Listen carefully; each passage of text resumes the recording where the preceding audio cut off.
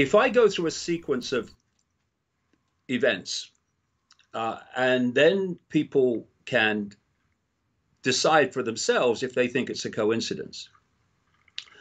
For 30 years, I have been warning that there is a global cult, a death cult, that has a design on the world to create a beyond Orwellian state, which I call the Hunger Games Society.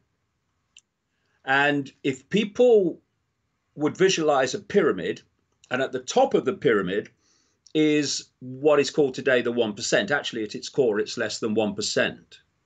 At the bottom of the pyramid are basically the rest of humanity that are under severe control and restraint and are dependent for their survival on the 1%. And in between the 1% at the top and the rest of the population is a police military state, because they want to fuse the two eventually. A police military state beyond Orwellian that is there to impose the will of the 1% upon the population and to stop the population challenging the 1%.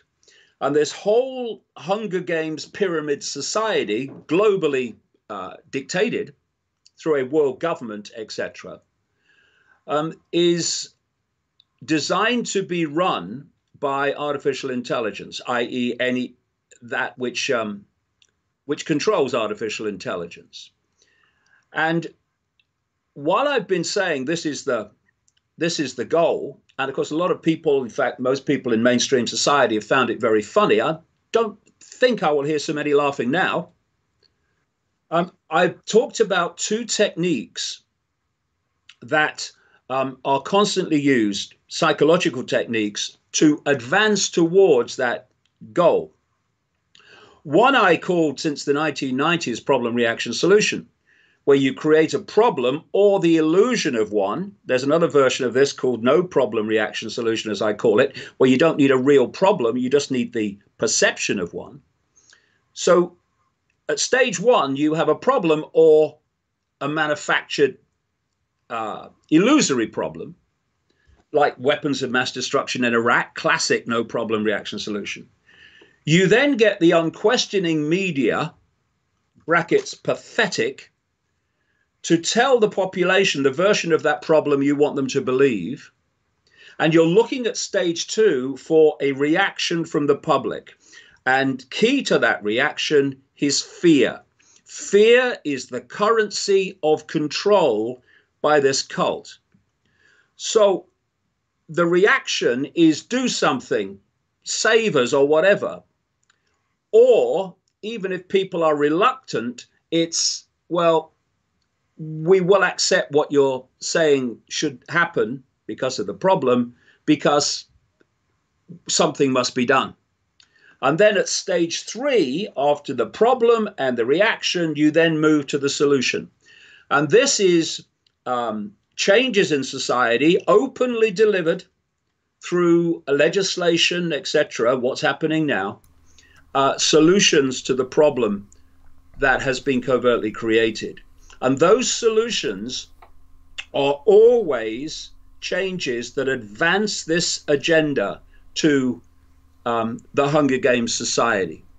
And the other psychological technique, because it's all psychology, it's all manipulation of mind and perception that goes along with that, is another one I've been calling since the 1990s, the totalitarian tiptoe. This is where you start at A, you know you're going to Z, the Hunger Games society and the smart AI control grid, but you know if you go in too big a leap, then the changes are going to be such and so fast that people are going to look up and say, what's going on? What's happening? And so you go as fast as you can. You go in as big a leap as you can towards your goal, but not so big that you alert too many people to it. This is why they want to shut down the alternative media, because the alternative media is alerting people to this. And I have this phrase, know the outcome and you'll see the journey. You know, the world seems to be a series of random chance and random events and random happenings.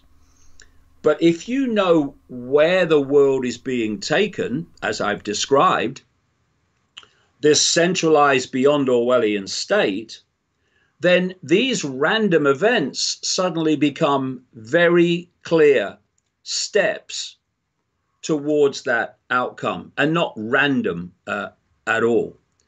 So if you put all those things that I've said so far together and then apply them to what's happening now with this coronavirus hysteria, and ask yourself if, given that this coronavirus, hysteria gives this cult everything it wants, ticks every box of problem, reaction, solution, etc., and changes in society, ask yourself if you think that all that is just a coincidence. Because what we're seeing unfolding not any longer by the month or by the year, but by the hour, is the imposition of the very society that I've been warning about. Now, of course, when the hysteria dies down and this virus starts to flatline at some point, some of these measures will be rolled back. But if you look at the lessons of history, they're never rolled back to where they were before. So you've moved on. And this whole coronavirus madness, in so many ways, is allowing this Hunger Games society to advance so fast in the wake of human and societal fear of the outcome. Yeah.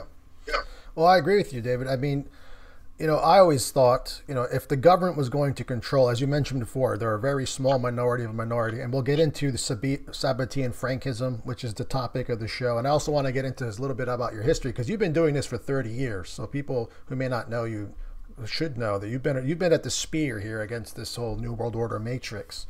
And you've been criticized by many people and laughed at and stuff like that. But people are not laughing so much as things you've been saying, although they may seem a little outlandish to people, are coming true. So that's another reason why I wanted you on the show, David, is because you were critical in my awakening when I read one of your books my friend let me borrow. I think it was The Lion Sleeps No More, and it was like this big. It was like Get off your knees, yeah. It was like this big, like 780 pages. I just got out of the Marine Corps because I was in the Marine Corps. I just got out of my service. I was brainwashed boot camp. I had Jason Burmis on, who did the loose change video, which also started my awakening. And then I read your book, and I was like, what the hell is this reality? And I just completely did a 180. I was Catholic. I stopped being religious. I started questioning my government. And it was you that introduced me to Rothschild Zionism, which I'm sure is connected to Sabotian Frankism. We'll get into all that. It's the same thing, mate. Yeah, well, there you go. So we'll get into all that. But I think, and I've always said, since the government since the people who rule the world are a tiny minority and they can't physically do this to us, we have to do it ourselves. And what better way to tell them and to even get troops to possibly fire on them is to say, these people are sick with a deadly virus. If they cross this line, shoot them. I mean, that's the only way I can see in a patriot go, I got to stop this pandemic. And these people, unfortunately, I have to shoot them down because they're sick and I don't want my family to die. That's the way I see it unfolding. That's the best way, because you can't really see the enemy. It's a virus. And people are getting their temperature taken. How does that prove anything? I don't know. It could be the regular flu. So in this way, I think this pandemic, whether it's real or not, I'm sure it's somewhat real and somewhat exaggerated, or mostly exaggerated, is the way I think they're going to usher this to take away our rights. And as you said, once we get to that point, it's almost like a physical Overton window, where the Overton window's political discourse, this is kind of like a physical version, or once they cross that line, that totalitarian tiptoe, as you mentioned, There is no going back. There is no going to the airport and not putting your water bottle away or taking off your shoes. Now, you have to do that. There's no putting them back on, you know, like you can't just walk in with your shoes on. So once they get to that incremental indoctrination, is what I used to call it, that's pretty much it. Life has changed. So after this pandemic ends, which I'm sure it will, probably sooner than we think, the world's going to change, just like 9/11. Once 9/11 happened, and you've done extensive work on that, it's never been the same. Right, so that's really how this is working, and it works right in front of us, right under our noses. Not even under our noses, right in front of us, as you said, in the open, in legislature, on television, and people go, "Okay, I don't want to die, so let's do this." Yeah, one of the things I've been pointing out all these years is that at its core, this conspiracy, oh, there, said it, which it is. Global conspiracy is based on psychology. These psychopaths, actually, I wouldn't call them psychopaths so much as, because the word to describe their level of psychopathy is, well, there probably isn't one, because these make rank and file psychopaths look like Mary Poppins. And so what we are looking at is a deeply psychopathic mind that has no empathy. That's the number one trait, lack of empathy of a psychopath. And these have no empathy whatsoever. But what they are is very clever at manipulating human psychology. And so what problem reaction solution is actually about is manipulating fear psychology in the population.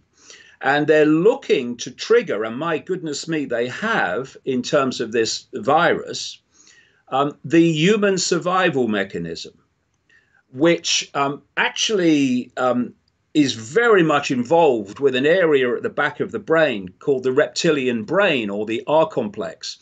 And this is constantly scanning the environment for threats to survival, not just physical survival, but survival of a job, survival of a relationship, survival of everything. And it doesn't think, this is the key, the reptilian brain and the survival mechanism doesn't think, it reacts. This is where this whole response of fight or flight comes from. It doesn't think, it just reacts. And therefore, when you have someone walking in front of your car, what slams the brakes on immediately without a thought is not the thinking mind. You know, shall I put my brakes on? What do you think? It's bang, no thought. And that's good, and that's fine, and that works. But when that non-thinking survival reaction mechanism starts to take over regular life, then you have a big problem. And this cult knows that. So it's trying to trigger all the time, through problem reaction solution, the survival mechanism and the survival reaction of humanity, based around what seems to be in most humans an innate fear of death and a fear of the unknown, kind of both of the same thing, really, in many ways. And so what we're looking at with this coronavirus is the activation of that survival mechanism. And once that's activated, not just does thought go, so does empathy, so does fairness, so does justice, because the survival mechanism says, I must survive. And if me surviving means that someone else won't, then so be it, because I must survive. And so you have panic buying, where people have got piles of stuff, with it, toilet bloody rolls, you know, and what have you, where others have nothing. And it's again this survival of the strongest and whatever that gets kicked in. So all these psychological survival mechanisms are being activated, but you can overcome them if you move your perception out of your survival mechanism into the conscious thinking factual mind. You can start to see these things from a completely different perspective, which you certainly can when you realize where the world has been planned for so long to be taken, and this virus scare is providing all the boxes to tick to take us there. Then the rational mind would surely say, hold on a minute, that's not a coincidence. And the thing is, I agree with you 100%. This is, whether engineered, whether it's real, whether or not this is their method. I even tweeted it a while back, tell me this is not the way the New World Order is going to implement its final stages. And I think this is what they're saying. And in fact, this could just be a test run, David. It could be like, well, let's see how much they'll quarantine themselves. Let's see what they'll do. Let's see what's going on. Let's see how scared they'll be. And I think that's what they're doing, honestly. And again, as they always say, the government will never take any crisis. They will never waste any good crisis. So here's one here. But I do want to get into the topic about Sabotian Frankism and other things. I also want to get a little bit about your background, because you woke me up, and I want to know who woke you up and what woke you up. And also, guys, if you have any questions for David or I, you can send a super chat. And I've already have one here, David. We'll get into them later on, because a lot of people like to ask questions during the show, and I have to, see if I can answer them for them. But okay. Let's go back in time, because you've been doing this for 30 years. And, I'm always curious how people wake up. So tell us about yourself. You used to be a professional football player. And when I say football, I mean soccer, because that's in England, right? So you were a professional football player, and then something happened to you where I don't know what I remember reading, you were in like a mound in Peru and you got this vision or something. Can you explain what happened to you? Was it like a psychedelic thing, or was it just a natural thing? Go ahead and tell us your awakening, because I'm curious. Well, just a couple of things very quickly before we leave the coronavirus. Oh, sure. Go ahead. Go ahead. I have to say, watch the vaccine, because the punchline in many ways of this is going to be the vaccine and the attempts to impose that vaccine on everyone, even through mandatory vaccination. And because of this survival mechanism I talked about, there's going to be a great chunk of the population is going to be saying, yeah, make everyone take it so that I survive. The fact that vaccines undermine the immune system, and it's the breakdown of the immune system that is happening in those who die from this virus, where the overwhelming vast majority do not, where their immune system is intact and working to some level of efficiency. They are not. It's not the virus that's killing people. It's directly. It's the lack of immune system response. And indeed, one level of the immune system response is actually killing people. It's called the cytokine storm, which is a way that the immune system gets so panicked by the fact that it can't. It's too weak to meet the challenge, in this case this virus, that it basically unleashes everything and kills its own body in responding to this threat. And this is a well-known phenomenon. And so if your immune system is not strong, then this is where it leads. And weakened immune systems are found in older people. They don't have to be. You can boost and supplement them.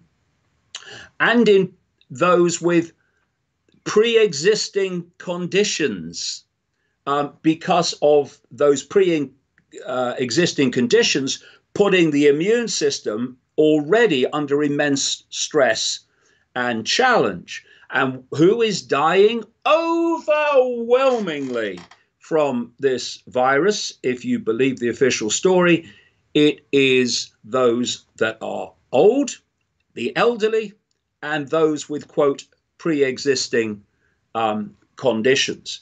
And when this global authority in all its forms comes out and tells people, a list of things that they can do, like vitamin A, vitamin C, vitamin D3, etc., to boost the immune system, then I'll take them seriously that they actually care about the population. Instead, we have a situation where authorities that treat the elderly like vermin around the world, that allow them to pay in all their working lives for a pension when their working lives are over, and that pension is pathetic, so that they live out their lives wondering whether they should spend what little money they have on warmth or whether they should do it on food, where because of this situation, they have to have shite food full of toxins and no nutrition, which demolishes the immune system. The authorities that do that to the elderly, generation after generation, are now telling us that they care so much about the elderly that they must bring in this Orwellian situation to protect them. So watch the vaccine, because that is one of the great punchlines of this whole situation. And I'd actually comment on it and watch the vaccine have a side effect like reduce fertility or something, you know, like some other catch, like reduce fertility, you know, have a side effect that makes women unable to bear children. Who knows what it could be if there's that end game which they're trying to get the vaccine passed. And well, it's real simple. There's two ways to get into the human body on a mass scale, and that's the water supply and vaccinations. Mm-hmm. Yeah. So this is coming at a time where there has been this great pressure now, building up year after year, now month after month, to introduce mandatory vaccinations. Yep. And this suddenly appears, and oh yeah, well, mandatory vaccinations. Oh, we've got to have that. And the other kind of solution to this quote problem is going to be more and more surveillance and tracking. This time, to see if someone has a temperature or whatever. So there are so many things. Oh yeah, they even want to look at our they want to get our private text messages now. They're passing a law right now, or they're trying to get into our privacy. So I don't know. Well, in Israel, they've changed the law so that they are allowed to get access to data, and they're allowed to use officially, legally, smartphones to track the population. All over the world, these draconian measures are coming in, and you know, it's something that I've noticed, not by accident, over the 30 years, mate, as I've been traveling. Even, you know, further back when this wasn't so obvious, and that's how the same solutions, even the same legislation, almost written word for word, appears in different parts of the world around the same time, justified by the same, well, here we go, problem. But anyway, going on to what you said, sorry if I'm going off the question there. It's okay, Dave. It's okay. I just wanted to get that across, because the vaccine is the where this is leading in many ways. And the other thing, just very quickly, that I think this is about, and I think the legacy of what is happening will probably be the most profound, and that is economics. Another area that I've been warning about for all these decades, and particularly since the crash of 2008, is that a massive financial crash was planned. I mean, people can read all about this in the books going back, not just pulling this out of the air. If you look at the climate change hoax, one of the solutions to that no problem is a transformation of the global economy to save the world from catastrophe. And here you have now, as a result of what is happening, the crashing, that's what it is, of the world economy, with particular emphasis on who? On small businesses, individual businesses, even medium-sized businesses, a few big businesses, yes, but not the big global cult corporations. They're the ones that are going to go under. And as I've said in the books over the years, the plan for this Hunger Games society is to get rid of all business that is owned by the population, so that the cult corporations control everything. Look what they're doing with Amazon, for instance.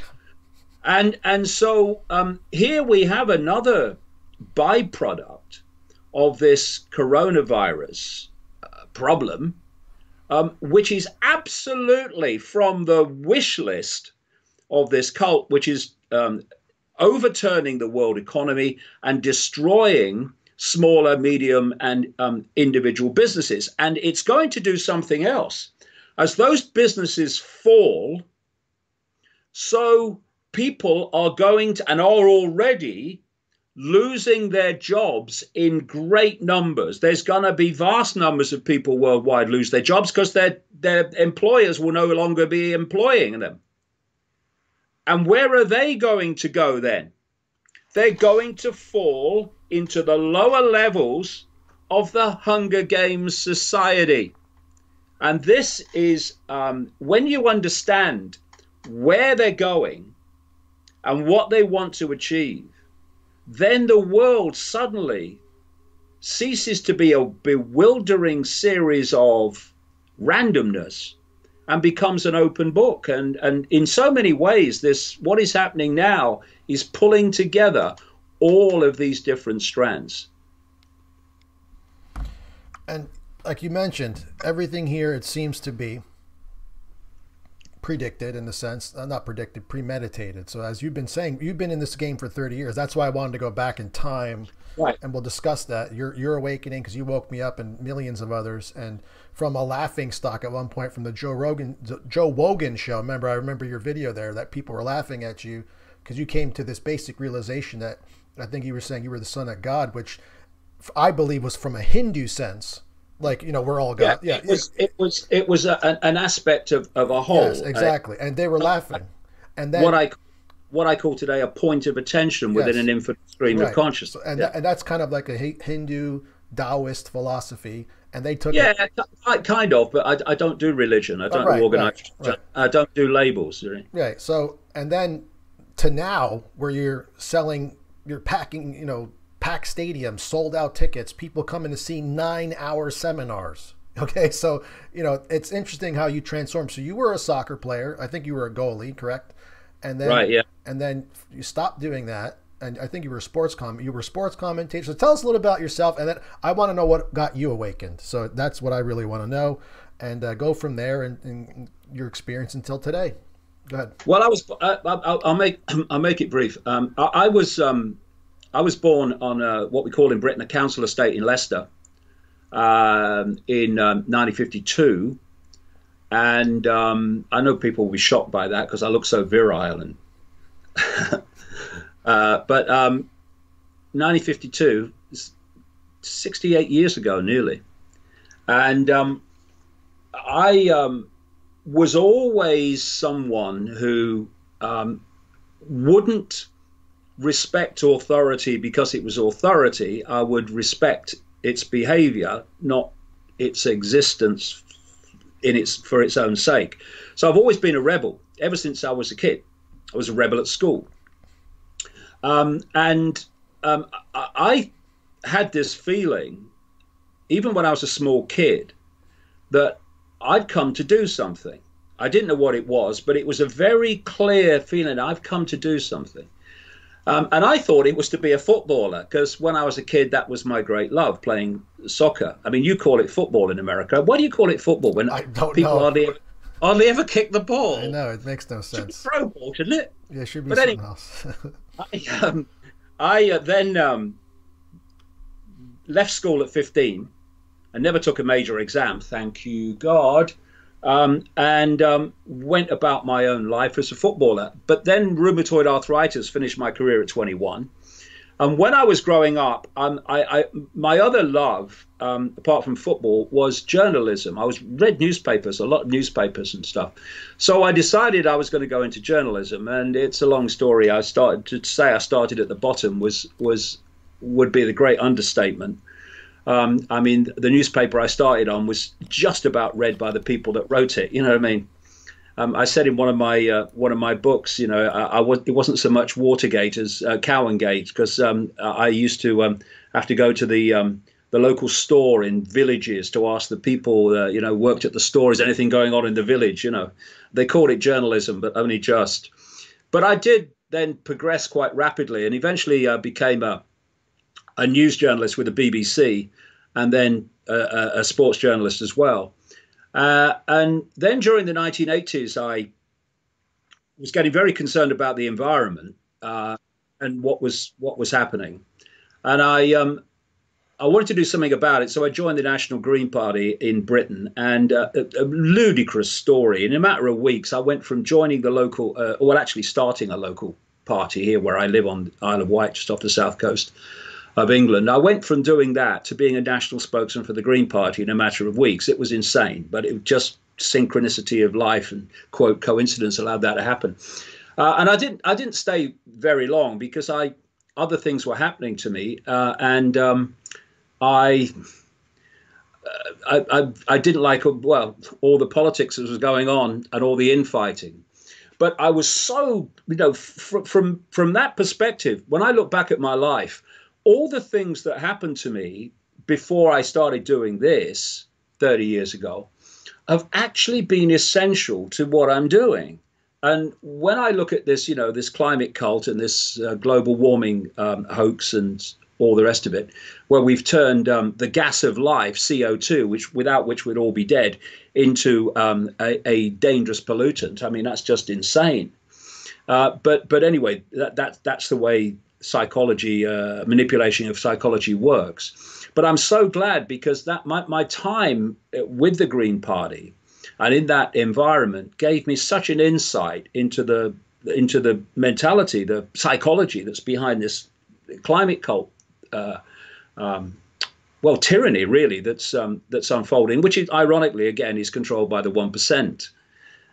And so, what moved me out of journalism, mainstream journalism, and out of the whole green arena was that some very strange things suddenly started happening to me. They began in the year leading up to March 1990. And what it was started, you know, mildly to begin with, and then as the year unfolded, became very, very powerful and tangible. And it was that when I was in a room alone, it felt like I wasn't alone. It felt like there was a presence there. There was something there. And like I say, it got more and more powerful as this year unfolded. And I ended up, I won't go into it all now, but it was a long story. I ended up through a series of coincidences in the front room of a professional psychic.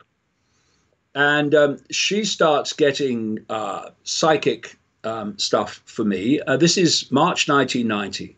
I'm then still a national spokesman for the Green Party in Britain. I'm still a national sports presenter, what you call anchor in America, with the BBC. And she starts telling me that I'm going to go out on a world stage and reveal great secrets. And a stream of things that seemed at the time outlandish, but something in here thought, I don't know why, but this feels right to me. And one of the lines she came out with was, one man cannot change the world, but one man can communicate the message that will change the world. And that I was going to go out, I would face enormous opposition, but, quote, they would always be there to protect me. And what happened, of course, is that eventually I started talking about this in public, and I went on the Wogan show, the Terry Wogan show, which was absolutely massive in those days. In 2001, it was massive audience, prime time. Joe Rogan, by the way, not Joe Wogan, but Joe Rogan. He's never had me on. I don't know why I talk about all the subjects he talks about. But anyway, the reaction of the public from that Wogan interview was just historic in its ridicule and its the mass laughter. And for years after that interview, I couldn't go down any street in Britain or into a bar or anywhere, literally, without being laughed at and ridiculed on a considerable scale. But as I said earlier, you know, my life has been a sequence of experience which has given me everything that I have needed to do what I do now. And what that mass ridicule gave me was freedom from the fear of what other people think. See, most people, and it all goes back into this psychology, mate, this manipulation of human psychology. Most people don't live their own life. They live a version of what they think other people believe their life should be. And this comes from the fear of what other people think. We've seen this massively increased through social media. And if you are concerned all the time with what other people think, what you're going to do is you're going to censor yourself, and you're going to present yourself and what you say and do in a way you think is not going to attract condemnation, laughter, or whatever from other people. When you are going through, as I did, historic levels of ridicule, wherever you go, turn the television on, and a comedian only has to say my name to get uproarious laughter, no joke necessary, then one of two things happens. You either go under and disappear from society, or you do what I did, which was to say, sod it, laugh all you like. I'm saying and doing it anyway. And, you know, you can put iron through the fire and it becomes stronger.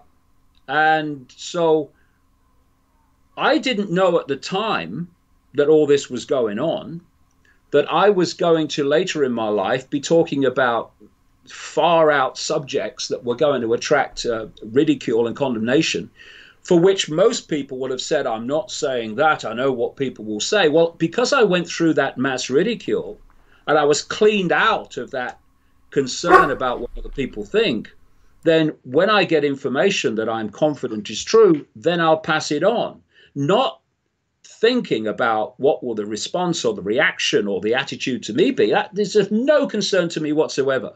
I'm not after a round of applause or a statue. I'm after the truth of what's going on so that we can stop what's going on reaching its planned outcome. And so what happened from the moment I left that psychic's front room is that my life became an extraordinary, and still today, synchronistic series of, quote, coincidences that have put into my life information in an order most of the time that makes it most easy to assimilate and to put it in the puzzle pieces in place, that has opened up a vast panorama of society, which involves not just the world of the seen, but also the world of the unseen, where ultimately this reality, our world, is manipulated from. Because this cult is not just operating in the human world in and of itself. It is a vehicle to impose upon human society the will of, shall we say, unseen forces that operate outside the ludicrously narrow band of human visual sight. We see a fraction of what there is to see, what scientists call visible light, which is so small, that's all we can see. It's all our visual reality is with invisible light. And it is a tiny band of frequency compared with what exists beyond it. And so when I talk about this cult being a satanic cult that takes part in satanic ritual and interacts with its perceived demonic, quote, gods, and has done since way back, these demonic gods, which are mentioned in cultures and legends and accounts in all the different cultures of the world under different names, that is ultimately what's manipulating human society. And this cult that operates in the shadows in our world, but also publicly, is simply the vehicle, the imposition vehicle upon humanity of this unseen force. In my view, David, because I've read all your books, not all of them, but I've read your books and I've seen your videos, and you discuss the reptilians and the draconians, and a lot of people say, what? That's ridiculous. Lizards control the world. They always do that straw man. But at the same time, there are billions of human beings who believe in demons, ghosts, goblins, like literally like angels, which to me, if my view is I'm a pantheist, so I believe that everything is one. So whether it's supernatural or natural, to me, it's the same thing. We just don't know it yet. So exactly. There could be entities which exist in the frequencies you mentioned, other frequencies that do exist, and we can't measure them, or they're physical beings. It does, whether they're aliens, ghosts, goblins. All I say is this. I say to people now at this point, because people always argue me, what do you believe, Angelo? It's the Illuminati? Is it the Jews? It's this? I say, look, I don't care if it's robots. These are bad people. I don't care if they're aliens. I don't care if they're shapeshifters. I don't care if they're androids. They're evil, and that's what really matters, and they have an agenda, which we can see. So I know people have criticized you for the reptilian stuff. And I don't care, because what I do is I let the information be my guide. Right. And where the information takes me, I go. And if that's into areas that other people won't go, or think are crazy by reflex action because it's different, then so be it, because I'm going anyway. And I would say this to people: please don't judge possibility by the limits of your perception of the possible. They're not the same thing. And one of the massively important, profound, and foundation ways that humanity is controlled and enslaved through perceptual manipulation is by holding people in a narrow, pathetically narrow band of the sense of the possible. If you look at human life from cradle to grave, it is a download. It is a download of perception via a download of information. You are born into a world with parents, and the vast majority of those parents will have been through the system you're about to go through, and taking it on board, it becomes their normal, what I call the postage stamp consensus, this narrow band of the possible that is downloaded throughout our lives. And your parents, not through malevolence, but because they've accepted this is how things are, because they've been through the sausage machine, they then start passing them on to you from the earliest age. Very quickly, I mean, you've only just come into the bloody world. And in 3-4 years now, you're sitting at a desk and an authority figure representing the state is telling you when you must be there, when you can leave, when you can eat, when you can go to the toilet. You just got here. How you could think, what you should think, all that. Yeah, downloading this perception, what I call the postage stamp consensus. And this goes on all the way through your formative years, through school, through college and university. And you get given exams to pass, which are testing you on how much of the download you've absorbed, basically. And then you go out into the world.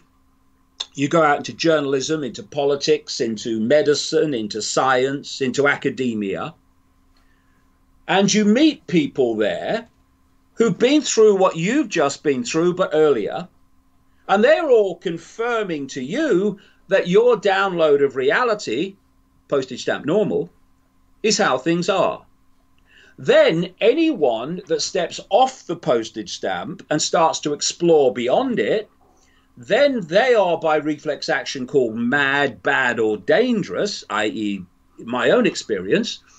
And that peer pressure gets a lot of people to stay on the postage stamp who really would like to step off it. And when you're people like me, and I'm not alone, and more people all the time as the people start to awaken from this trance, you step off the postage stamp. But I didn't step off the postage stamp. I sprinted off the bloody thing. And I'm still running. And then you start to see the normal in the ludicrous clarity that it is.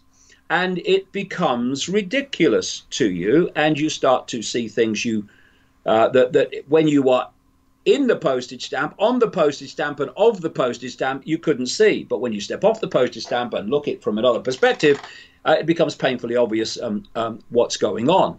So if you are saying anything that's different outside this narrow band of normal, then of course you're going to get ridiculed or condemned. The trick is not to care, because what I found in my own experience is if you don't apologize for what you're doing, if you don't apologize for what you're saying, if you just keep saying it and you don't stop and say, I must defend myself, how can you say that about me? I don't care what you say about me. I'm keeping going. When you do that, and if what you say has validity, then eventually it will be shown to be so. And suddenly, and this is what's happened to me, especially in recent years, is that so many of those people that laughed in my face are now reading my books. Yep. So this is what happens. We have to keep going and not allow ourselves to be subject to the worst kind of censorship of all, and that's self-censorship. Because self-censorship has no debate about what should be censored, no debate about whether something should be allowed, i.e. everything, every opinion should be allowed. Right. There's no debate. You just do never say it, so it's never discussed, and it has to be discussed, and therefore it needs to be said for that to happen. Yeah, I mean, I have a similar experience to you. After I woke up to Rothschild Zionism, I naturally became a criticism of Israel and what I considered were Jewish people, which now you'll explain it's not all of them, which is the case. But you learn this the hard way, because then the ADL jumps onto you, the SPL, I've been called all these neo-Nazis. We've all been called the same thing for questioning Israel and other people like that. And there's a trap to it, too. I believe the ADL creates Nazis out of thin air. I think they take a normal person who has legit criticism of Israel and go, he's a Nazi. And then they make money, they scare Jewish people to pay them and stuff like. We'll get into all that. But another question I have about yourself is this. Has any of the views that you've held before, because I know you did a lot of research for 30 years, has any of them changed at all? Or are they still the same? Or have they evolved or anything? Oh, well, they've evolved, and if they hadn't, then what have I been doing? Well, I'm saying from your research, like for example, the moon. Yeah, that's what I mean. Okay. But if I go back, decades, what I'm saying now is in theme just the same. It's just that I now know more. I know more detail. than I did then, because I've done 30 years of research since then. But the themes from the earliest times to now are exactly the same. It's just that the detail has been added and added and added and added. And as you do that, you obviously understand what's happening in more and more depth. And the other thing that happens is that as you go on this this journey of discovery, you start to see what really matters against what's interesting. So you would find things earlier on, oh, that's interesting, that's fascinating, oh my goodness, and you talk about them and you write about them. But as you go forward and forward and forward, you start to sift out not what's irrelevant, but you sift out what's interesting from what is absolutely vital for people to know. And so you become more and more focused in the information that you communicate. So I've just finished a book now. I've literally just finished it, which is going to come out soon, which is going to include this whole coronavirus situation, as well as enormous amounts of other things. And it is an extremely focused book on what absolutely really matters and what people really need to know now. So that's what's changed, but not the thrust of the theme, no. Okay, good. Yeah, I was just curious because I know myself, through my research throughout the years, going through every rabbit hole possible, a lot of my theories changed. And then I eventually said, you know what, I don't even care about the details. The same theme applies. There's some evil people controlling the world, manipulating the masses of people to do whatever they want to do with their power. But let's get to the topic of the show, which is Sabotian Frankism. And one of my litmus tests to see if people are on the right track, in my opinion, is if they criticize Israel and criticize certain groups that are not allowed to be criticized. And you have been doing that. In fact, when I read your book, you mentioned Rothschild Zionism. And that really was like, okay, I'm going to go down this rabbit hole. And this goes down to World War II and all this other stuff and crazy rabbit holes. And, so that's my litmus. If someone does not talk about these people, then I'm like, well, they're missing. Either they're misleading it on purpose or they just don't know. But you certainly know, because I've seen your tweets. I'm always retweeting you about Israel, and because they play a crucial role in this New World Order. And with the building of the third temple and all these weird messianic prophecies they want to fulfill and all that stuff. But so let's go in. What is Sabotian Frankism? Because that's the first time I heard it was from you. So if you can go ahead and explain what that is. Well, let me say also that a lot of my information about Sabotian Frankism comes from Jewish sources. There are people in the Jewish community who've understood that they have been hijacked by this cult, which actually hates Jewish people. I mean, this is the irony. The way that this cult works, and this Sabotian Frankism is a fundamentally important part of the global cult in general. The way it works is through infiltration. It infiltrates through hacking into computer systems on that level, but it infiltrates by appearing to be what they're not. So, for instance, when this cult hijacks the Jewish community, it promotes itself, behaves and speaks as if it is of the Jewish community.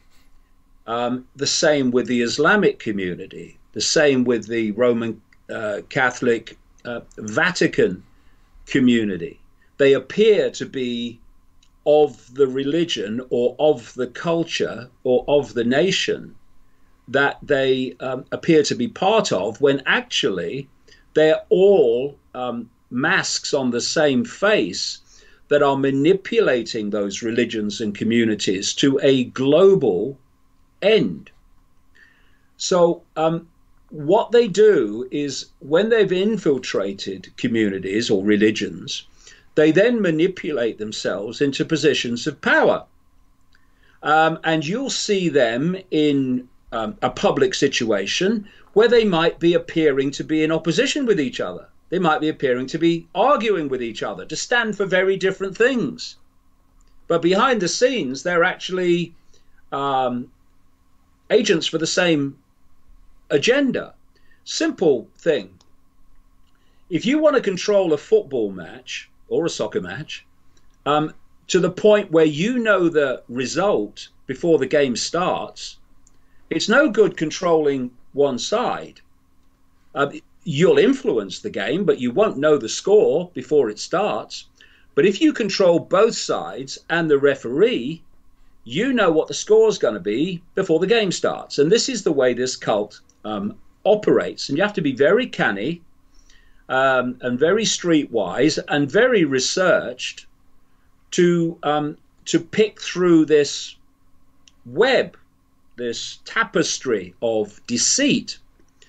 So if we go back to the 1600s, the 17th century, there was a man emerged called Sabotage Zevi, who claimed to be the Jewish Messiah, because there is this legend of a Messiah that will come, right, and will rule the world from Israel. Now, this Sabotian Frankist cult, very quickly, is pushing an agenda that seeks to lead to that.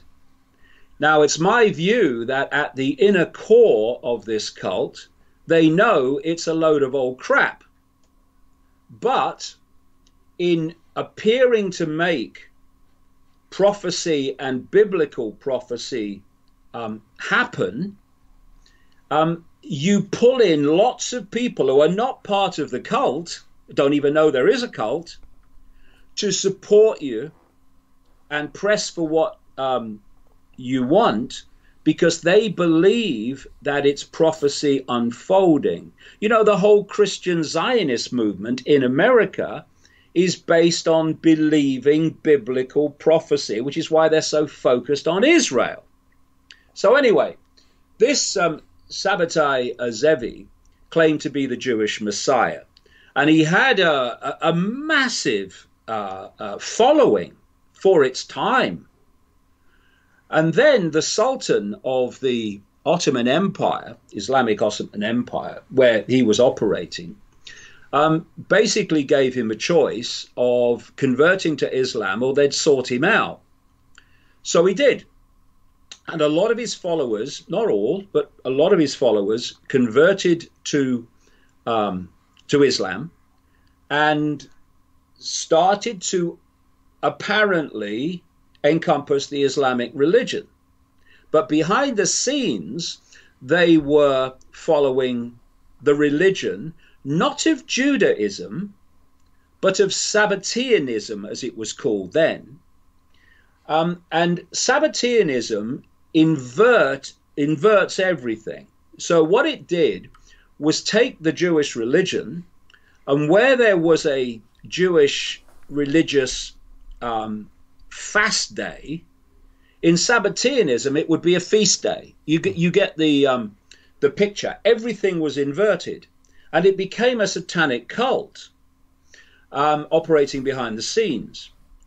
So these followers of Zevi, who converted to Islam but didn't really, they were known as Donme, which means to turn religions.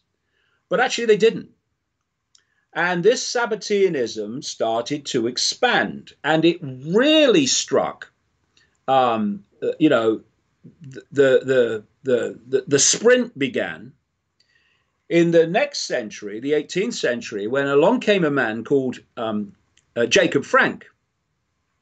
And Jacob Frank claimed to be the reincarnation of Zevi, i.e. the Jewish Messiah, and the reincarnation of the biblical patriarch Jacob. And Frank really started this expansion of the Donme principle of infiltrating different religions and different societies to take them over. He really focused, for instance, on infiltrating and hijacking Roman Catholicism through the Vatican. And he did something else. He was a became a close associate of Mayer Amschel Rothschild. Mayer Amschel Rothschild was the founder of the Rothschild dynasty. The family up to that point, which was an occult family, was called Bauer. And he changed it to Rothschild, which means red shield in German, where they lived in Frankfurt at the time. And it referred to the Star of David that was on the, actually the Seal of Solomon, from a Sabotian Frankist point of view, that was on the Rothschild house in Frankfurt. And Jacob Frank and Mayer Amschel Rothschild, who became a Sabotian, it became known as Sabotian Frankism then, got together with a frontman called Adam Weishaupt to create the Bavarian Illuminati in 1776. And the Sabotian Frankist cult, death cult, satanic cult, its holy book is the Kabbalah, a particular version of the Kabbalah, and particularly a work of the Kabbalah called the Zohar. And Zohar means radiance or illumination, which is where the inspiration, no doubt, of Illuminati came from. And illumination means illuminated into a wider understanding of reality in the simplest terms. And this cult understands how reality works. It understands how mind and perception interact with reality to create experience. It knows that if it can hijack the perception of the population, it will dictate their experience, not just through perception becoming experience in the way I described earlier, but literally through, if you like, the law of physics as it really is, that your perceptions become your experienced reality. So it knows that if it can get control of the perception of the target population, it will control experience in so many ways. And I go into this in the books in a very deep way, and it can be explained very simply. Anyway, what the Sabotian Frankists then did was start to infiltrate a wider and wider part of the world. And it was Sabotian Frankism that was behind the creation of Zionism, which is not a race, it is a political philosophy. Yeah. And it was Sabotian Frankism. I go into this in my latest book, The Trigger, where I show that Sabotian Frankists were behind 9/11 and not 19 Arab hijackers. And I tell the story of Sabotian Frankism as part of this exposure of the real perpetrators of 9/11. So they were also, as I talk about in the book, were behind Hitler and the Nazis, etc. And then they created Israel. And it was a creation that pulled in large numbers of Jewish people who were believing in Israel from the point of view of biblical texts, etc., and had no idea that it was being orchestrated by this cult.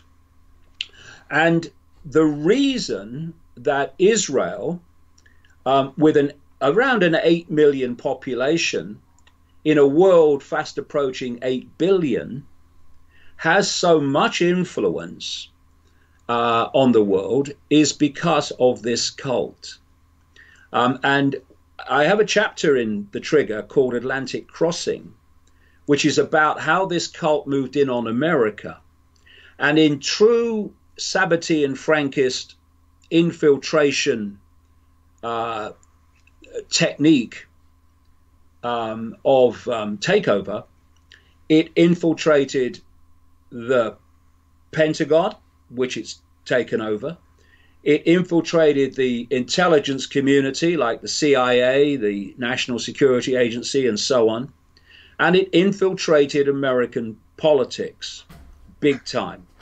And if you look at this vast network of apparently Israeli Zionist organizations in America, like AIPAC, and this vast network of organizations, massively funded, what you're looking at is different dots, different strands in this Sabotian Frankist web. And again, most people in these organizations won't know that there's a cult, only the inner core. The rest will think that what they're doing is for the benefit of Israel. So it was through this infiltration of the intelligence and military and political systems in America that they pulled off 9/11. And that's why, as I expose in detail in the book, and another guy, Christopher Bolin, has done tremendous research on this over the years in America, that the ratio of what I would call ultra extreme Zionists and positions of power before, during, and after, in terms of the cover-up, of 9/11 is absolutely breathtakingly staggering. And this brings us round to a topical happening now, which is the expansion, the massive expansion being accepted by governments and political parties and institutions and universities and states in America of an expanded version of anti-Semitism. The irony is anti-Semitism actually means anti-Arab in truth, because Semitism relates to a group of languages in the Middle East, the overwhelmingly vast majority of which are Arabic languages. So even the term anti-Semitism is a misnomer, but it's used as, well, you well know, I well know, so many other people well know, to demonize and discredit anyone who is challenging the behavior of the Israeli government. Not, the Jewish people. I say in the trigger, no one needs to read that book more than the Jewish community of the world to see how they're being scammed by this cult. Yeah. Because, I'm interviewed a few times a year by two lovely Jewish guys out of Israel who can see, what's happening. And, you talk to them. People say, oh, the Jews, they get 3.8 billion from the American government. No, they don't. The Sabotian Frankist elite get that to spend on their armaments and their massively expanding, ever expanding cyber space control. And so many Jewish people in Israel, a country that is vastly rich, my God, for its size, live lives of deprivation and poverty. We're talking about the Palestinians even beyond that. So when people say it's the Jews, they are playing into the hands of the Sabotian Frankists, who then say, see, you're an anti-Semite.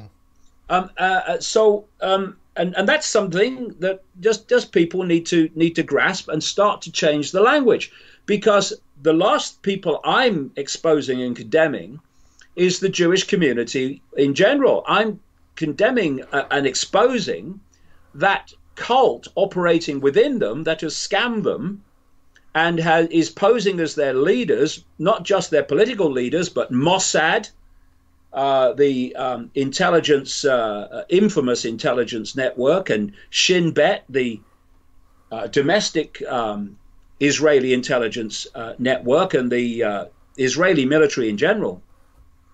Those people that control all that are not Jewish people who are following, if you like, the Jewish religion. They are Sabotian Frankists, members of this cult. And so what you're looking at, and the same happens in Britain and in other European countries, you're looking at this expansion of the definition of anti-Semitism to include what now? criticism of Israel. How can you have a definition of which should read something like this? If you want to use the misnomer anti-Semitism, a very fair definition would be hatred of Jewish people because they are Jewish, like hatred of black people because they are black. Yeah, these are very simple, profound, and accurate definitions. But now we have a situation where criticizing a government is somehow, quote, racist, as they claim, to the point where speakers at American universities are being banned from speaking unless they take a pledge of allegiance, in effect, to Israel. So then you ask the question, how can this tiny country on this sliver of land in the Middle East have the kind of power that has universities in America, the supposedly, superpower, say that people can't speak there unless they pledge allegiance to Israel? Where does that power come from? Answer: the Sabotian Frankist cult. That's where it comes from. And that's why, and people are shocked when I give these figures, but they are accurate. When I say to people, how many Jewish people do you think there are in the world? They'll say 500 million or 2 million or, even more, I've heard people say. And actually, it's around 16 million, a mean figure, yeah. Which works out at about 0.2% of the world population. 0.2% of people in the world are Jewish. Now, look at the power of Israel. Now, how do you equate 0.2% of the population with that apparent power? Let me emphasize that, apparent power, because the vast majority of the 0.2% don't have that power.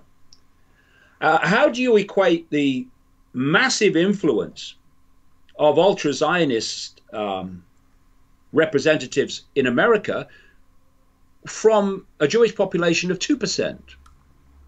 How do you equate that? How you equate that is this: Sabotian Frankist cult. That's the key to understanding where this power comes from. And what they're doing is leading the Jewish community into a nightmare as much as they are the rest of the world, but they hide behind the Jewish community to allow it to happen and to defend themselves from exposure.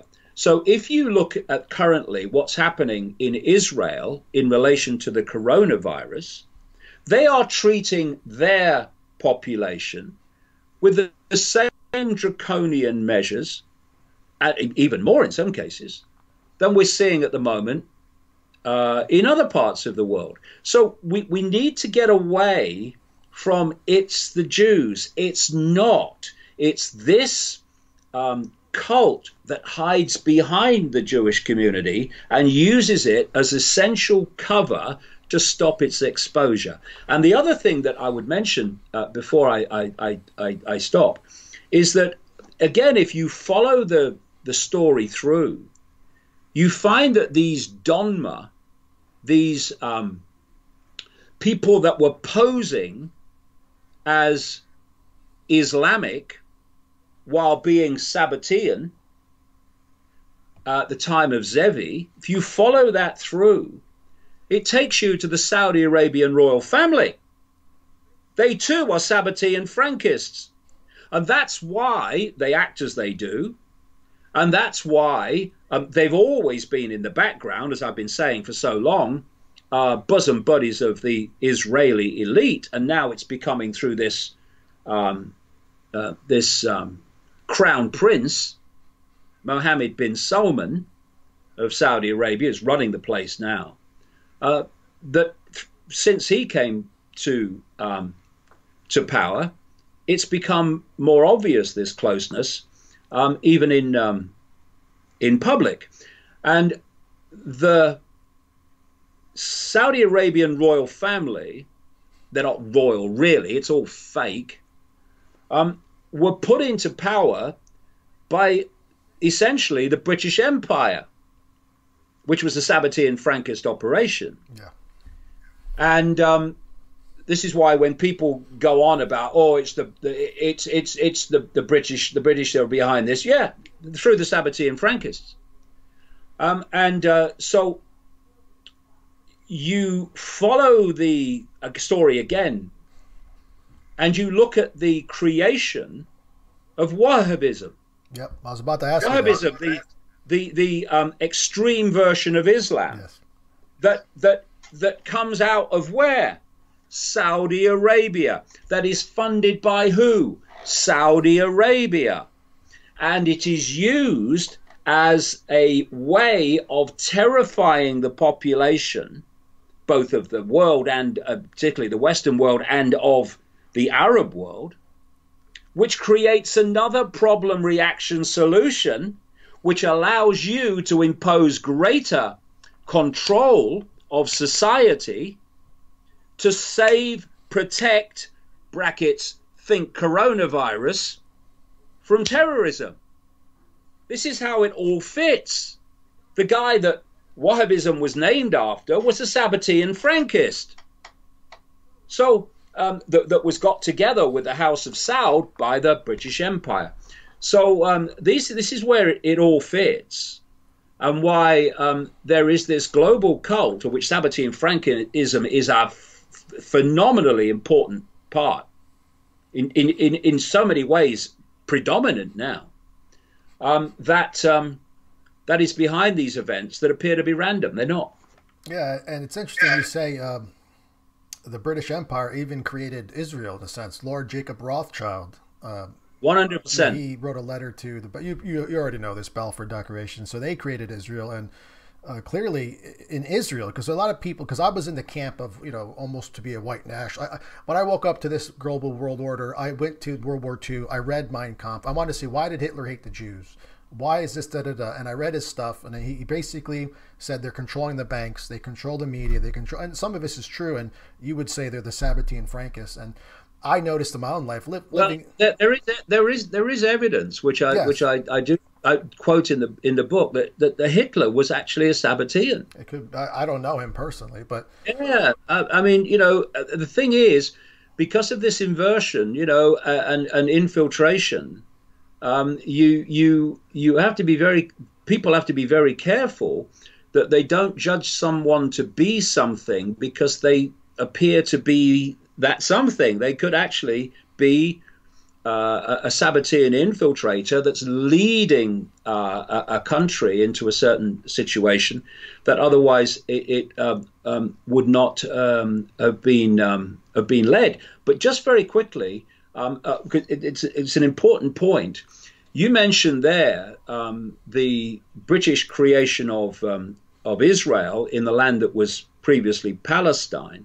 I explained all that background in the trigger, but just on this one point, towards the end of the 19th century, the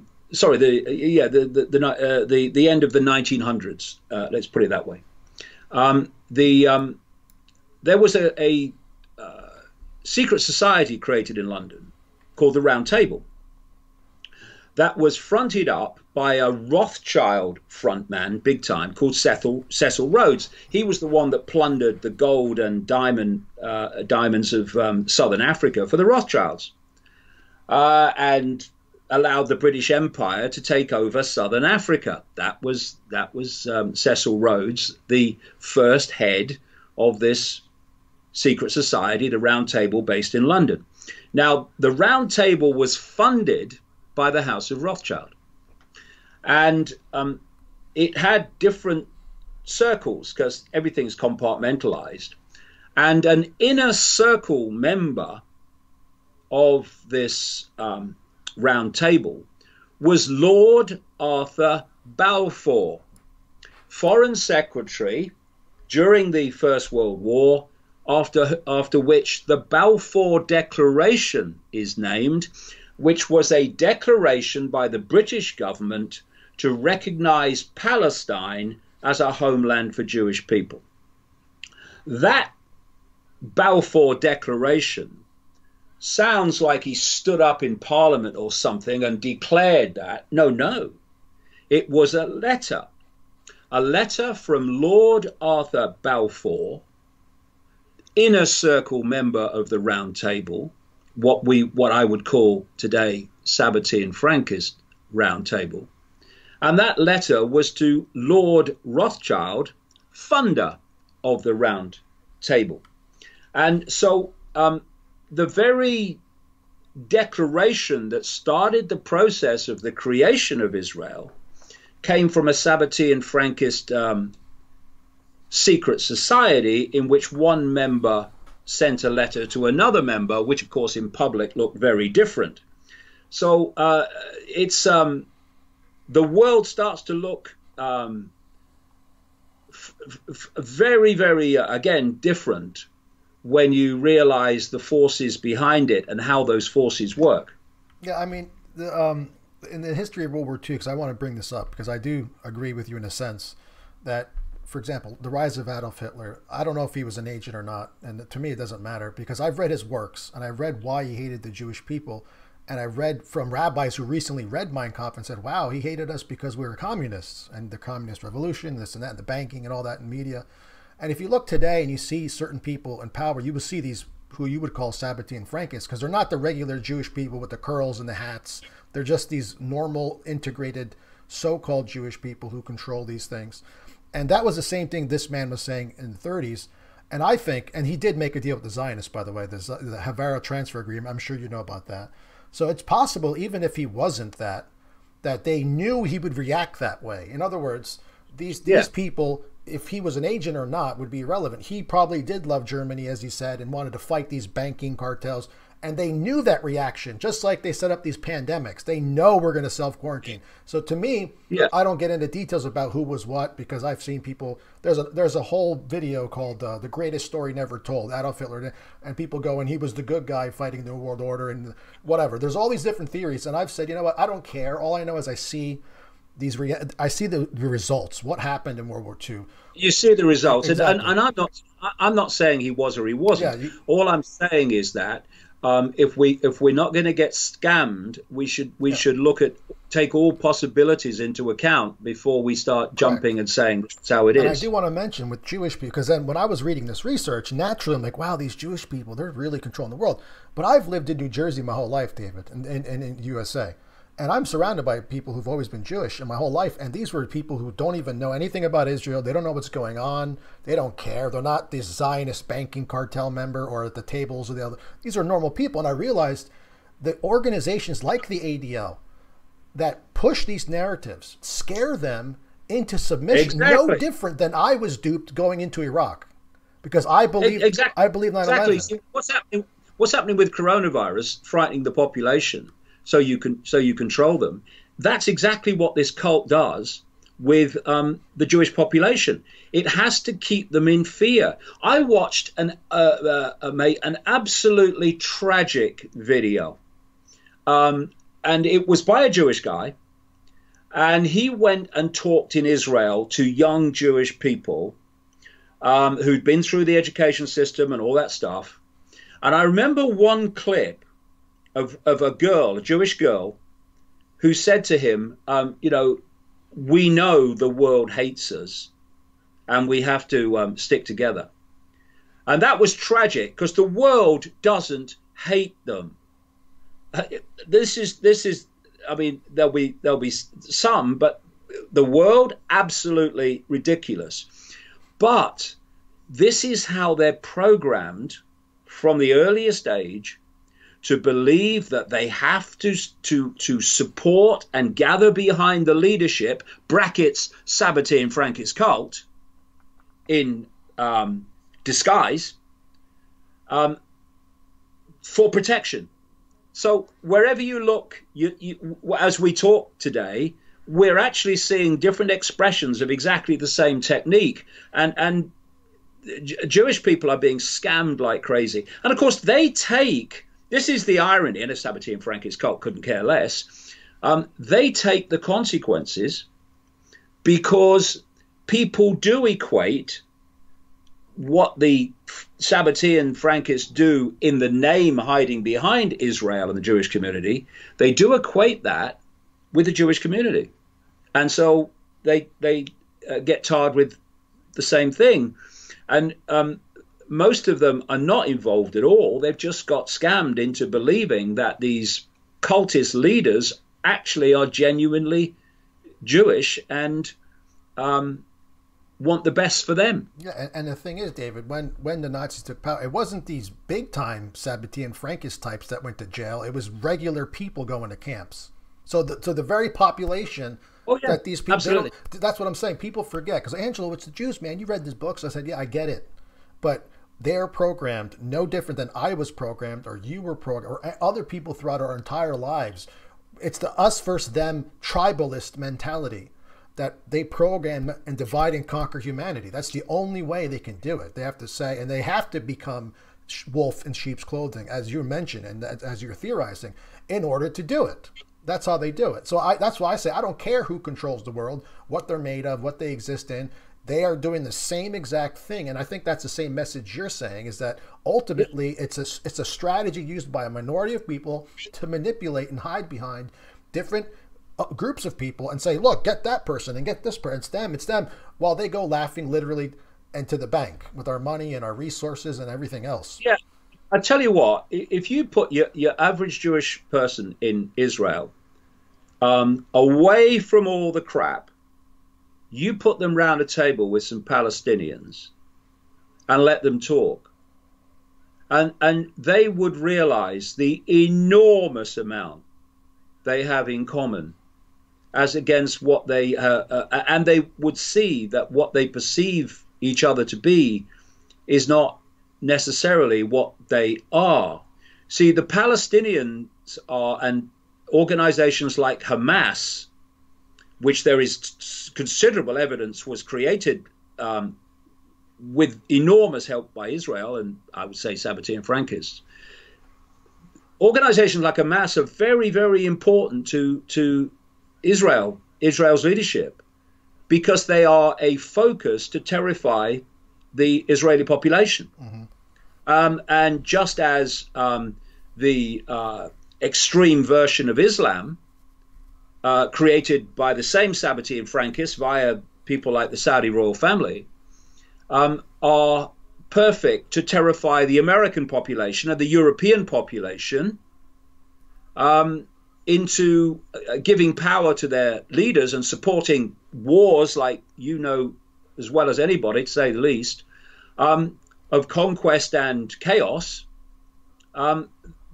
because you persuade them that these terrorists are going to come and basically, you know, get them. The more terrorist attacks you can manipulate, the more situations you can manipulate to generate fear, the more you're going to get people supporting government action they wouldn't normally support, and doing things. I mean, how many people joined the American military who wouldn't otherwise as a result of 9/11, which was actually done by Sabotian Frankists, not Arab hijackers? Right. So this same theme, this is how a tiny, by comparison to the global population, tiny group can manipulate the target population globally into psychologically responding the way that they are desired. And if we come back to coronavirus, I have no doubt whatsoever from my 30 years of full-time research into this, that this coronavirus situation, the Sabotian Frankists will be behind it, operating out of different countries, America and wherever, where these networks operate. And just look at what they've achieved. In a matter of weeks, they have got the whole world responding as they want them to respond. So please don't let anyone be so naive as to say a few people can't control the world. Because look at your news tonight and you'll see that they are doing it. And they do it by consent. And that's why I don't blame them all the time. That's why I don't say, you know what, these bad guys. In other words, I say the corruption that we see in the world is a reflection within ourselves in a sense. Our ignorance, it could be our laziness, it could be our obsession with materialism or vanity. And these people manipulate that because they know that our darkest natures are what, mankind, our basest natures is what we're, driven by, that reptilian brain that doesn't think logically and in abstracts. It just wants more stuff. It wants more food. It wants more sex. That's what they deploy. The porno industry. Well, this is the whole point. This is the whole point. You've hit on the whole point. I've spent 30 years exposing these people, but I don't hate them, because if I did, I become them. And also, you have to look at the responsibility of the population. People can only be manipulated if they allow themselves to be manipulated. They can only be controlled by a few if they choose to give their power away to the few. We can only be mass controlled by the acquiescence of those being mass controlled. This is the foundation of it. What I'm exposing is how it's done and who's doing it, to what end. But I'm certainly not saying that we can hand the blame for the state of the world to this cult. Yes, it's fundamentally influenced that by the agenda and its manipulation and covert actions, yes. But the population must take responsibility for allowing itself to be pulled in and to behave and perceive the way that it does. And for years and years, well, decades now, I suppose, I've been talking about the fact that humans have out-sheeped the sheep, because there was, back in the 1990s, I stood at the side of a field one day and I saw this vast flock of sheep walking down the hill towards me, and in front of them was a shepherd with a stick, symbolic of this elite. And any sheep that started to get out of the pack, the sheepdog, I think there was more than one, was barking them into line, which is symbolic of fear. And I just watched and I thought, I'm watching the human race. Yeah. This is how it's done. These sheep were following the one in front. Why are you following the one in front? Well, I'm following the one in front of me. Oh, why are you buying all these toilet rolls? Well, because everyone else is buying them, right? Yeah. It's the same thing. And so it occurred to me as I was standing there, what if these sheep just started going off in different directions? There's the power, the shepherd at the front, I'm in control. And there's the fear, row. What if those sheep started going off in different directions? Loads of them. Well, first of all, the guy with the stick is going to be standing there thinking, what the hell do I do? Well, there's nothing you can do. Too many of them gone off in too many directions. And the dogs start barking and the sheep don't fall to fear. So they're not going to make any difference now once you've let fear go.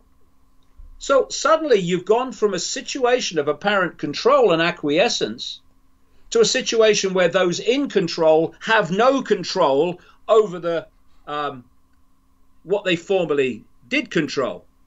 And we have to start breaking out of the pack, expressing our uniqueness, letting go of fear, not only of what other people think, but of consequences for doing what is right. Because to contemplate not doing what is right is to contemplate the consequences of not doing what is right. So with the consequences comes the contemplation. I will contemplate on not doing what I know to be right to protect me and the consequences of that I perceive. And what does that do? Gives total control to the shepherd via the sheep. Mm-hmm. Yeah. So we need now to look this in the eye and realize that this ain't gonna be something that's gonna pass, or the virus hysteria will pass and something else will come along. But this goal of total human control, and they're talking in the years for getting on for completion, 2030 or beyond, this ain't going away, just going to go on. Now, we look it in the eye now, and we say we're not having it, en masse, those sheep going off in their different directions, or we have to look our children and grandchildren in the eye in the realization that if we think it's bad now, what the hell is it going to be like for them? Exactly. I say it all the time. I say to people, you know, some of us are in a position like myself. I'm a disabled veteran. I get money from the government, disability pay, so I don't have to work. A lot of people are afraid to speak up because they will literally lose their job. Now they're censoring people who make money on YouTube from losing their job, essentially, because they live, you know, there are people who make tons of money on YouTube. So unless you're independent, it's almost like you can't speak out. But as you said, if people aren't willing to lose their jobs for the future of their children's safety, how can they possibly think they're going to not look at their children and say, you know, well, Grandpa didn't want to lose his job, so I didn't say anything. You know what I mean? And now look at you, you're enslaved even worse.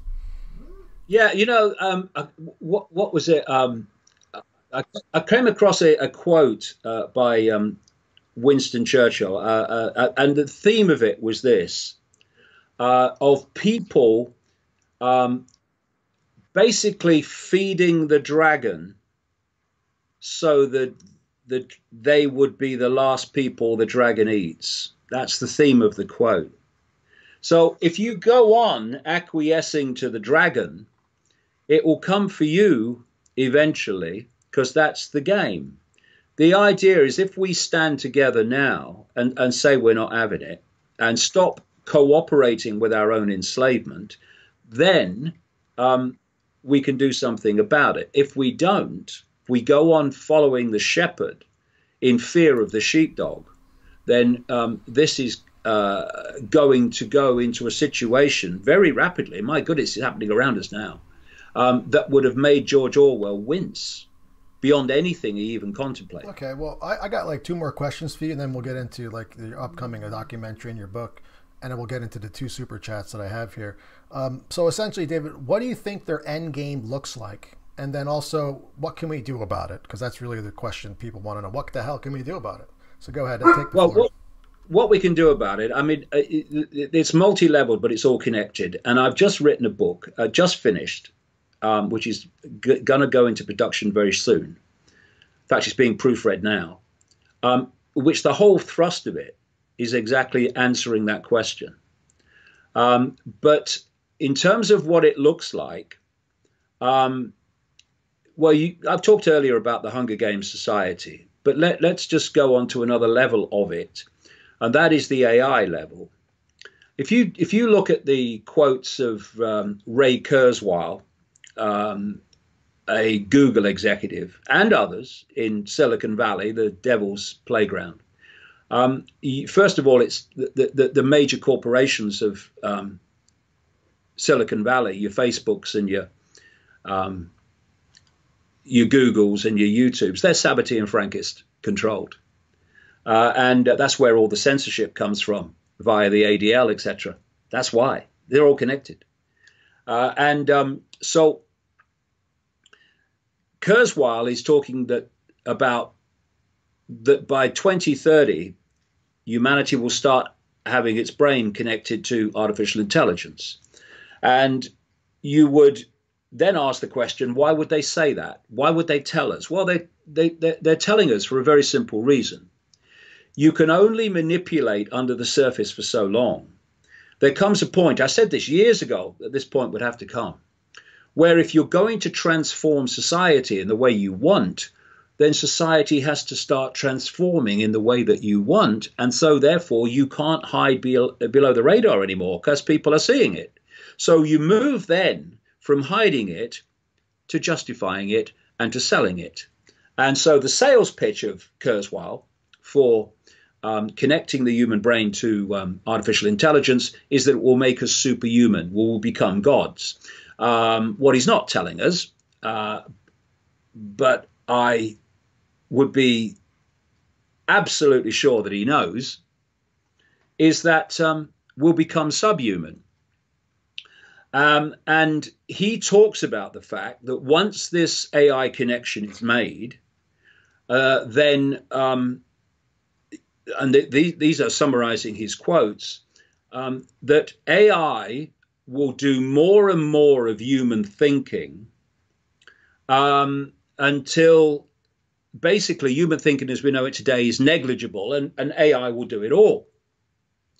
And then you've got this mega fraud called Elon Musk, who's putting all the satellites up, thousands of them, in his tens of thousands of them, in his arrogance, changing the nature of the night sky, to beam the Wi-Fi stroke 5G radiation field to every inch of the earth, which will allow this human AI connection to happen, and to connect the human mind to this smart grid, which is designed to be AI controlling everything from human perception right through to your car. This is what autonomous cars are all about.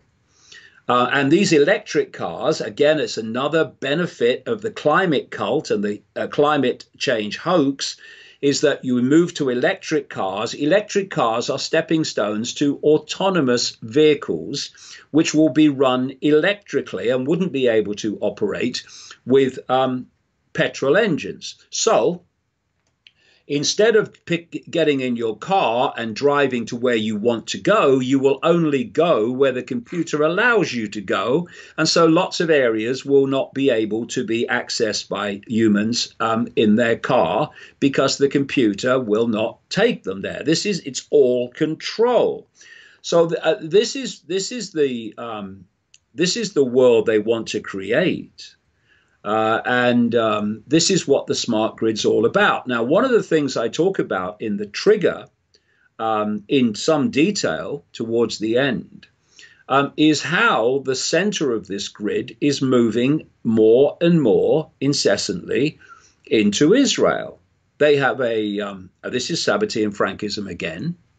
They have a military operation, cyber operation at Beersheba in Israel, which is a military operation. If you go and criticize Israel online, the abuse you get back, a lot of it will come from Beersheba in a coordinated way, with people posing as members of the public.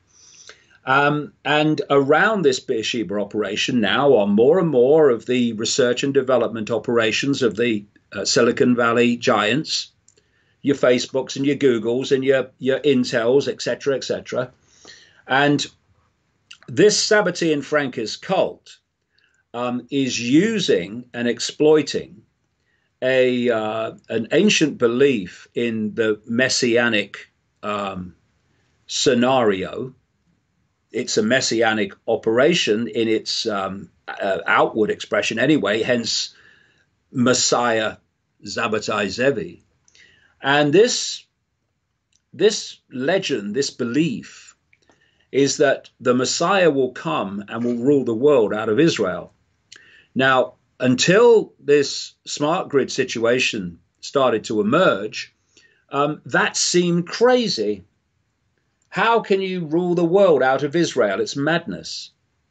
But now you start to realize that this smart grid is unfolding, that it is possible to control it from a central point, with human brains and every technology imaginable connected to it.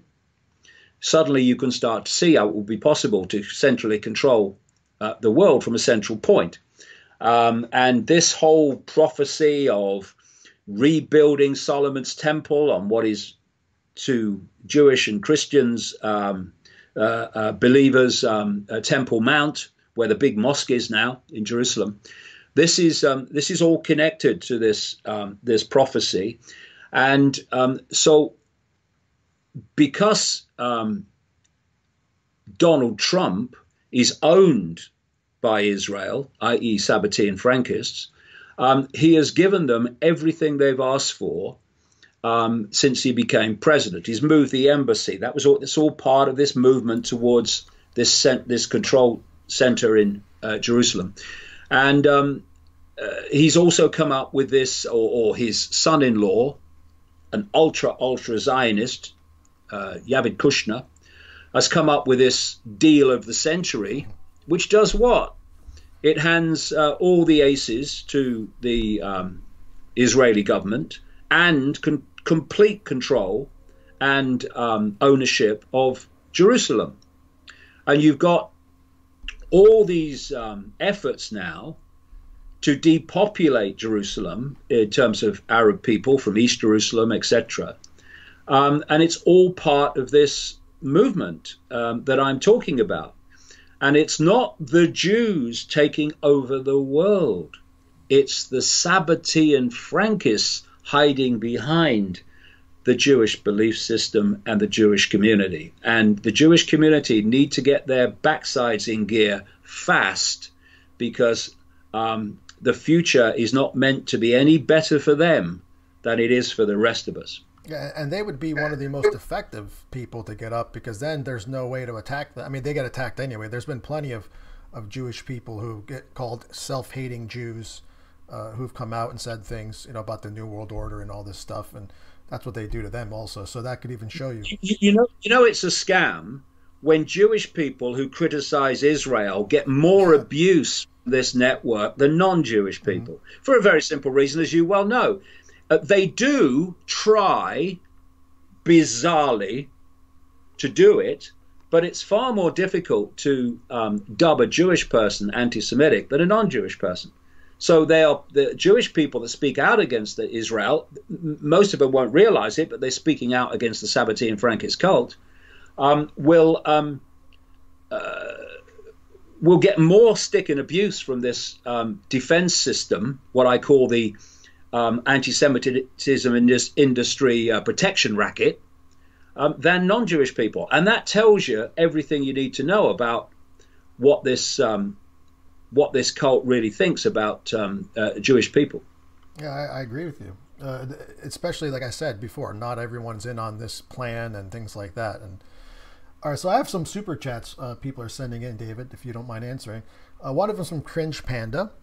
Okay, a young girl, very talented. Subscribe to her channel, guys. She needs to get 10 more people to get to 5,000.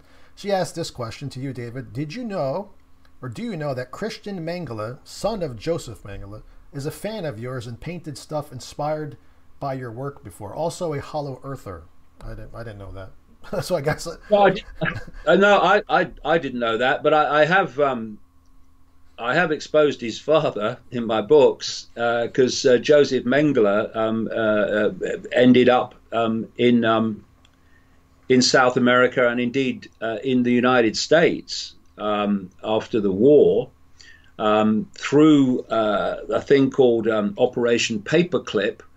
Major Nazis of scientists and geneticists and mind controllers were spirited out of Germany at the end of the war into America. It was those people that actually overwhelmingly created NASA. And they control people. They also, there was a lot of mind control experiments done with people in the concentration camps. And Mengele's obsession with the twins was all to do with this. And out of that, when they moved to America, came MK Ultra, Mind Control Ultra, one of the most grotesque things you can imagine, where people were subject to horrendous treatment to basically rewire their minds to be agents of this cult. So he was known, apparently. I talked many years ago. I did enormous research into this whole mind control MK Ultra situation, both sides of the Atlantic, particularly in America, and talked to many people who were victims of MK Ultra, and they were telling me how Mengele operated in America under the name and in this MK Ultra network as Dr. Green. And one of the places he operated out of was underground at the China Lake Naval Weapons Center Station in the Mojave Desert in California. I've driven around it a couple of times over the years, and there's hardly anything above ground. It's all underneath. And I tell you, I think it's called Ridgecrest, which is a small town settlement at the entrance to China Lake Naval Weapons Station, and all I can say, it's a very strange place, and it has a whole history of people subject to mind control, living and operating in that area. Not saying everybody, I'm casting aspersions at anybody, but a lot of them have ended up there and in the surrounding area, and I've spoken to some of them. And I tell you what, the common theme stories they tell you are incredibly compelling, even in detail. So yeah, Mengele was very much part of it, and I've exposed him at some length in the books. Yeah. By the way, it was the grandson, not the. She corrected me. Oh, sorry, the grandson of Mengele. It wouldn't be the son, would it? It'd be very old now. Well, yeah, exactly. So I just realized. So sorry, cringe. I didn't see that. And another super chat that was sent to me before the other shows were not working was this question from the Facetious, I guess his name is. He said he asked if either of us heard about the March 26 removal of ratio requirements by the Federal Reserve. I don't even know what that is. Do you know what that is? Have you heard of that? Well, not in detail, but of course the Federal Reserve is owned by the Sabotiens Frankist cult, and it was manipulated into place early in the 20th century, and was and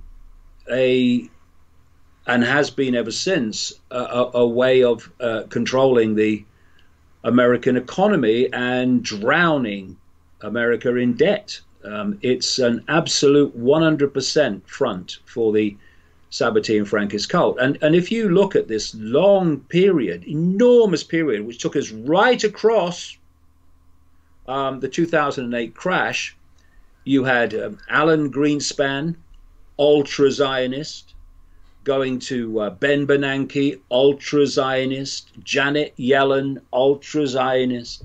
And what's the chances of that as the chairman of the Federal Reserve over such a long period coming from 2% of the American population? The statistical chances are enormous, and it happened because of Sabotien Frankism. Yeah, no, it's interesting how this small cult works. I mean, they really have their ways of doing things, and they get into key positions. And then, of course, there will be people will say, "Oh, it's the Jews because that one's ethnically Jewish." Exactly. That's the whole. Just like with the Wahhabists, they do the ISIS thing. Oh, it's all Muslims. Go get them. You know, be anti-Muslim or whatever. That's how it works. It's interesting. It's absolutely just the Islamic version of the same thing. And another super chat, David. Synchronicity Man asks, £2. I guess he's from England. I'm assuming, or maybe Europe. No, it's no pounds. You guys don't have a euro, right? You guys have pounds in England? Oh, we survived the euro. Thank you. So you have pounds. All right, so he's from England. Synchronicity Man says this. Why is Alex Jones ignoring the Zionist question? I guess he's asking it to you or me. I'm not sure, but I mean, he's mentioned it once. He's mentioned Zion. He's said it a few times, but he said he's tired of saying it. I guess I don't know. What's your opinion on that, David? If you want to express it. Well, I think you know, people need to ask Alex that. Really, I went on his show the last time after a very long period when I wasn't on it, And I'm not sure Alex knew it was coming. I don't think he did. And he asked me what was in my new book. and of course, the Sabotien Francas story was delivered. So I don't know. That's for Alex to answer. What I would say is, if I think you kind of mentioned it earlier, if you don't encompass this, aspect to what's going on, either there's a reason why, or you don't know, in which case there's a lot more research to do to understand what's going on. In my opinion too, like I've seen his works. I've been a fan of his for a long time, and I also think it's possible, and this is the best scenario, is that perhaps people like that know the truth, but say, look, if I say it, I'll lose my platform and I won't be able to wake anyone up at different levels. That's the best scenario and excuse I can give such people. So if they... Yeah, I can absolutely see that. And I would make this clear. Alex Jones gets a lot of stick, a lot of attacks, and not least in the alternative media. There's quite a bit that Alex stands for and believes that I don't. So what? Call the police. People have different opinions. So what? But for all the abuse that Alex gets and continues to get, he has woken a lot of people up to the fact that the powers that appear to run the world are not actually the powers. We may disagree on what exactly those powers are, but he has made that contribution.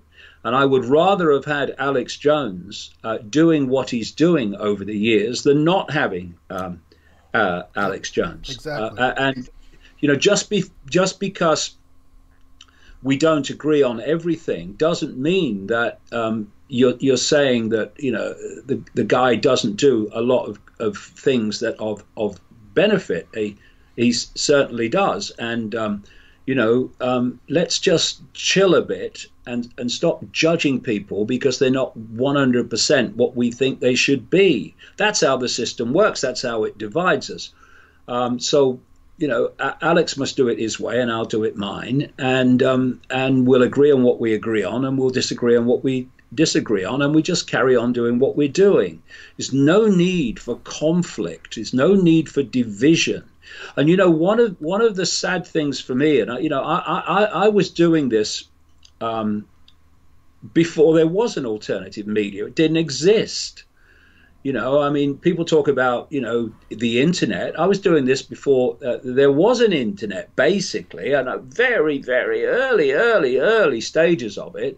And if you wanted to do a public meeting, you didn't put it on the internet. You had people standing in the street handing out leaflets. That's where I go back to. One of the sad things that I've noticed is, as this has unfolded and expanded, to my great joy, by the way, more the merrier, I say, that people have got into fighting with each other over detail, and you're a this and you're a that and you're a troll and you're a Mossad agent, all this stuff. Okay, there might be, there might not be, but just get on with it and take what feels right and leave the bloody rest. But instead of, we agree with the thrust of it. Yeah, we do. Okay, so let's unite behind that. No, you say this in paragraph, this paragraph here, and you say that, and what? Do we have to know the absolute fine detail of what happened on 9/11? It's interesting and it's worth knowing, and if we can find out, great. But all we need to know to understand 9/11 in its foundation form is that it wasn't done by 19 hijackers. The official narrative is a joke in terms of credibility, and thus there is another force that created 9/11 as a problem for a solution that's gone on ever since in wars and destruction of privacy. So let's agree on that. Can we agree on that? Well, yeah. Well, let's agree on it then. Yeah, exactly. Stop fighting over detail. It's insane. And what you've got, of course, is not just people who are so bloody obsessed that they'll do that. You've got people being put in by this cult in all its various forms to cause that division. That's correct. Yep. And we need to be aware of that. And what I do individually, what I've always done, is I work alone. I operate alone. I don't have any network. And I just do my thing and get on with it. And, don't get caught in all the infighting, which is just immature diversion from what we need to do, which is to unite behind what we agree on, which is that a force of great psychopathic evil is directing human society now very quickly along a very dark and dangerous road from which we need to turn back fast. I agree with you, David. I made a video a few days ago about having a big tent, and that means including everyone who is a good person who just talks about what they talk about, so long as they're not trying to mislead people purposely. And even if you disagree with them, who cares? Because at some point, their knowledge, whether you agree now anymore, after you've learned over years and changed, they did something. At some point, Jason Burmis, who I don't agree with on everything, or yourself, I don't agree on every single thing, or you don't agree with me. It's impossible to have a perfect truth teller. We can't know everything, right? So even Alex Jones, for example, the fact that people say question authority is the first step, David. That's the biggest step. When I was a Marine, I was programmed to, oh my God, the terrorists, oh my God, Saddam Hussein, oh my God, Al-Qaeda, I didn't question a single thing. When I ran into your work, Alex's work, Jason Byrne, then I started going, wait a minute, there's another way of thinking? And that's the biggest step. And at that point, of course, you go on to different paths, and that's fine. And I agree with you. Infighting is part of the problem. It's egotistically based. And again, even engineered by these trolls, like Unit 82 from Israel, 8200 comes around, implanting people, things like that. So that's getting Beersheba. Exactly. So there's no reason to argue and say, oh, David, I don't like him because he talks about reptilians. He's a shill for Israel or something stupid. No, it's you believe what you believe. You're saying what you believe, and you're a good person, and you want to help humanity. The details to me are irrelevant. I don't care who these psychopaths are, what they're made of, what their plan is. Essentially, I want us to wake up and say, look, we need to take responsibility. I have another super chat from Cringe Panda. One more. I know I'll let you go soon, Dave, because it's been 2 hours. I really appreciate your time and patience. She says this. Just to say very quickly, I applaud Alex Jones's contribution. Yes. And while I don't agree with everything he says and don't agree with everything he does, I applaud his contribution, and that's the way I think our attitude should be to all of us, and then we can unite behind what we agree on. Exactly, and that's my point as well. I agree with you 100%. So Cringe Panda, once again, she says this. She goes, I'm a teen that makes videos exposing child grooming. Can I get a shout out and some words on your thoughts on children being forced to transition? So I guess she's talking about the LGBTQA transition agenda, from gender to this, gender to that. What's your take on that, David? Oh, well, I could talk for ages on this subject. And they're not child grooming gangs. They are child rape gangs. That's what they are. And we shouldn't hide behind things like grooming. We have had a number of them come to light in Britain, despite political correctness giving them a long time to operate before any action was taken. But again, to understand that, one of the phrases I have is, if it comes out of nowhere and it's suddenly everywhere, it's the agenda. And what has come out of nowhere? This whole transgender explosion. So there's a reason for it. There's a reason it gets so much exposure. It's a reason the system rolls over to what the transgender activist mafia, because what it is, And I'm not talking about transgender people in general. I'm talking about the activist network, which a lot of genuine transgender people can't stand, by the way. There has to be a reason for all this. And we come back to know the outcome and you'll see the journey. The longer term outcome that relates to this is the plan is to replace the current human body with another form of human body. And, you know, people like Aldous Huxley and George Orwell, who were so accurate in their books from, 1948, and in terms of Huxley, 1932, because they weren't coming purely from their imagination. This agenda goes way back, and if you can access it because you're an insider or you work your backside off to uncover it, you can predict the future. It's why so many people are coming to my books now, is because so much what was in my books in the 1990s is happening in detail. That's not because I'm a prophet.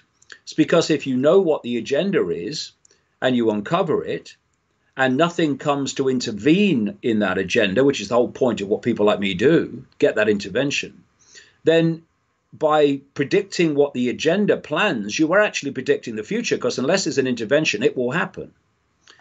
And so when you look at Brave New World and the world state hatcheries, where children were not produced by male-female procreation anymore, but through laboratory means, shall we say,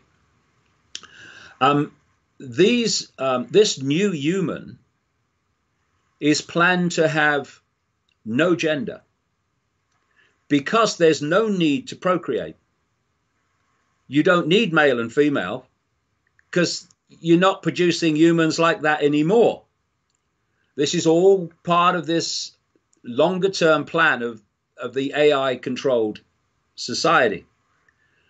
And what we're seeing with the transgender explosion is the totalitarian tiptoe to that outcome.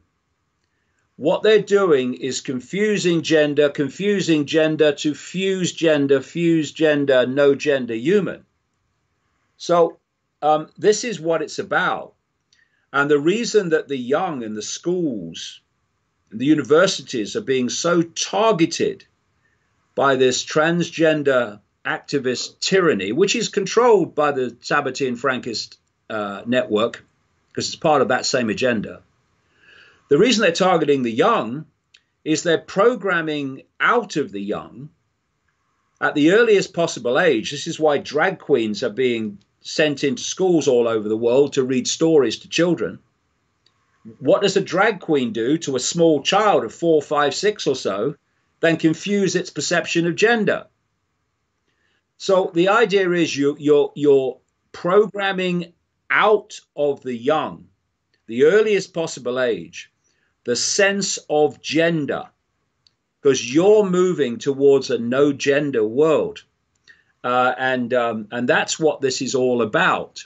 And this is why, again, whistleblowers have, tip of the iceberg mind, have exposed how children are being given gender-changing drugs at the earliest possible age and pushed on this road to transition with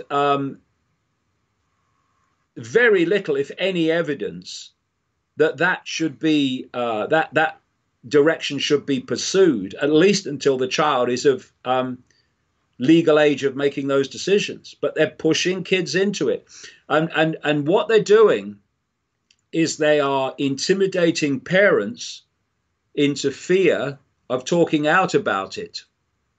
You know, if you question these things, you're transphobic. I'm not transphobic. I don't care what people's body is. It's just a body for a brief experience of consciousness in this tiny band of frequency we call the world. I don't care what color it is. I don't care where it comes from. I don't care what sexuality it is. It's irrelevant to me.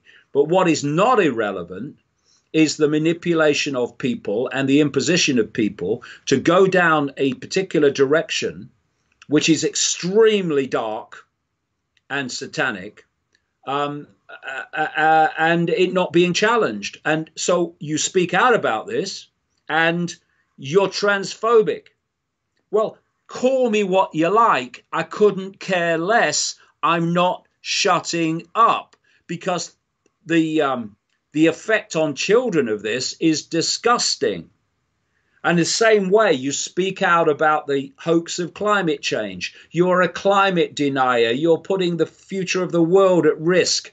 Bloody nonsense. Call me what you like. Couldn't care less.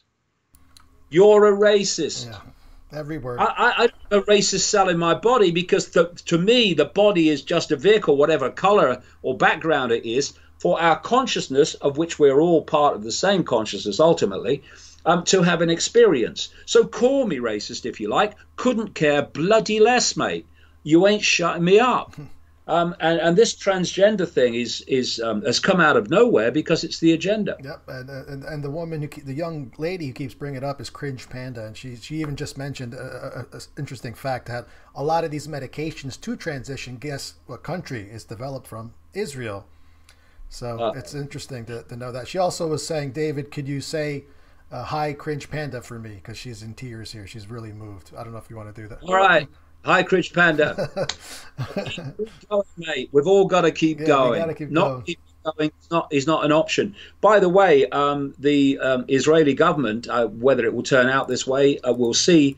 But the Israeli government has announced a couple of weeks ago that it claims to be, or its scientists to be leading the race for a coronavirus vaccine for this COVID-19. And what the scientists said is that it was pure luck that they'd been, since 2016, using the coronavirus to test their technology to see if it worked or not.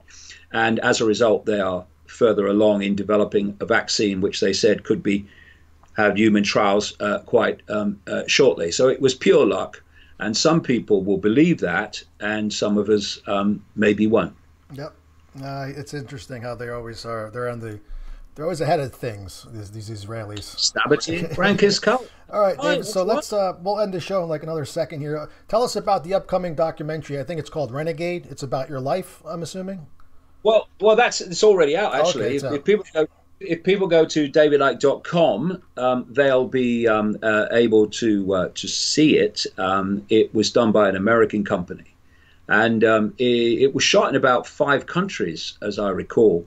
And it's me on the road to a point, but really it's not really. It's about my life, yes, but it's about my information. And it's an extremely accessible way. I think I didn't have anything to do with putting it together.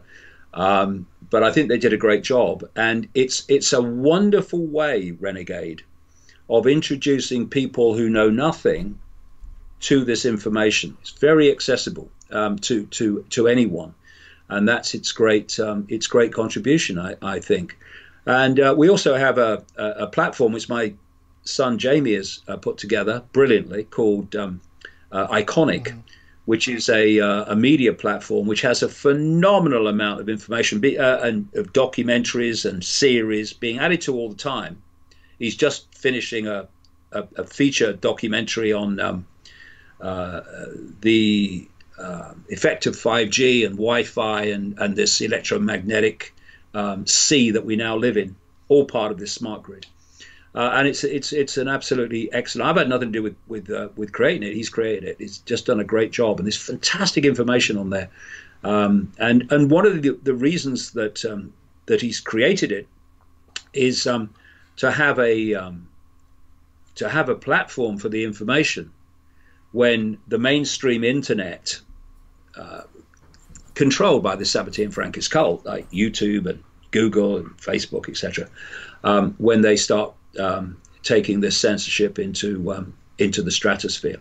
Yeah, I was actually your son invited me to do a show with him, so I did that, and the other one, Willett, invited me as well. Not your other son, but one of the producers that helps them.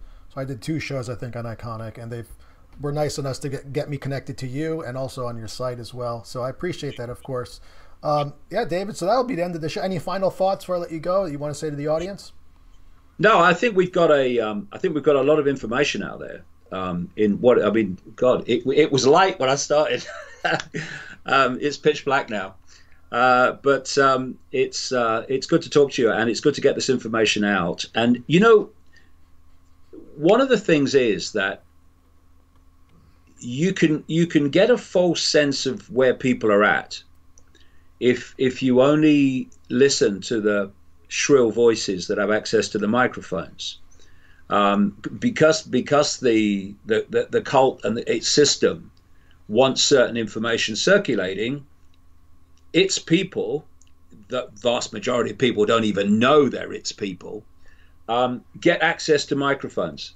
They get access to television and all this stuff, mainstream, and it can give you a false sense of where people are at. When you talk to people in the street who never get access to the microphone, when you talk to them in the supermarket aisle, who they never get access to a microphone, you see a very different attitude to what appears to be the prevailing thing. You talk to them about the transgender. You talk about explosion. You talk to them about political correctness. You even talk to people now about the coronavirus. Talk to them about climate change. And in a very high ratio, you get a very different opinion set on those subjects than you get through the media that are trying to sell something else.